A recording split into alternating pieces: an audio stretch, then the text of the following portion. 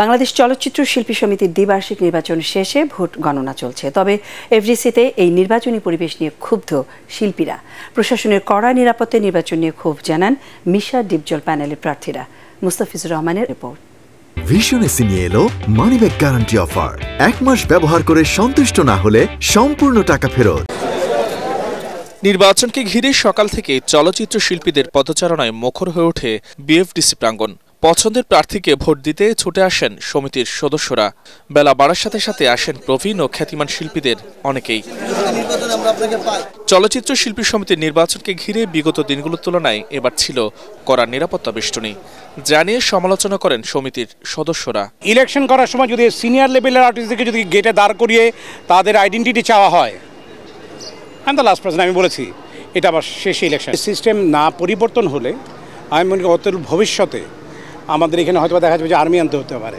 21 সদস্যের কমিটি নির্বাচনে 6 জন স্বতন্ত্র প্রার্থী সহ ছিলেন 48 জন, ভোটার ছিলেন 570 জন।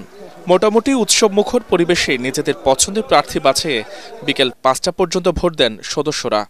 এখন পর্যন্ত পরিবেশ ভালোই দেখছি, বাকিটা ফিনিশিং এ কি হয়।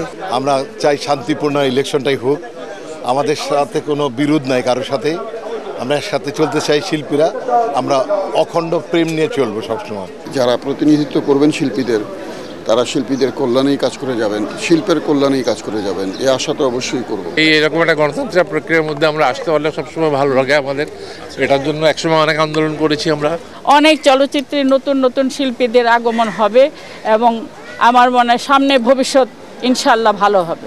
শান্তিপূর্ণ পরিবেশে ভোট হচ্ছে। শেষ পর্যন্ত সুন্দরভাবে হলেই ভালো, শেষের কথা তো আর বলতে পারবো না। ভিশন এসি নিয়ে এলো মানিব্যাগ গ্যারান্টি অফার। 1 মাস ব্যবহার করে সন্তুষ্ট না হলে সম্পূর্ণ টাকা ফেরত। নির্বাচনে মিশা ডিপজল পরিষদের বিপক্ষে লড়াই করে কলি নিপুণ প্যানেল। মুস্তাফিজুর রহমান, এটিএন বাংলা, ঢাকা।